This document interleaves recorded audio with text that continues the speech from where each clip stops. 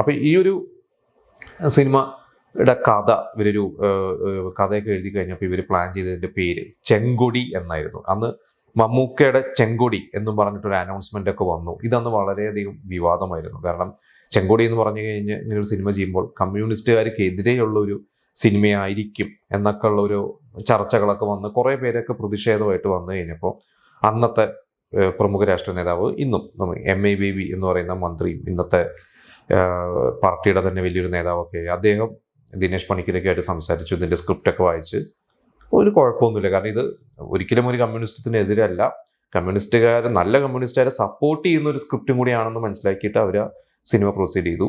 ആ ഒരു സിനിമ പക്ഷേ ചെങ്കൊടി എന്ന് പറയുന്ന ഒരു പേര് പ്രശ്നം വരണ്ടെന്ന് വെച്ചാൽ ഇവർ പേര് മാറ്റി. അങ്ങനെ പേര് മാറ്റി ആ സുരേഷ് ബാബുവിൻ്റെ തന്നെ മുമ്പത്തെ സിനിമകൾ കോട്ടയം കുഞ്ഞച്ചൻ, അതുപോലെ തന്നെ പ്രായിക്കര പാപ്പാൻ എന്നുള്ള ഒരു പേരുകളൊക്കെയാണ് അദ്ദേഹത്തിൻ്റെ ഹിറ്റ് സിനിമകളുടെ ടൈറ്റിൽസ്. അങ്ങനെ അദ്ദേഹം ഇട്ടൊരു പേരാണ് സ്റ്റാലിൻ ശിവദാസ്.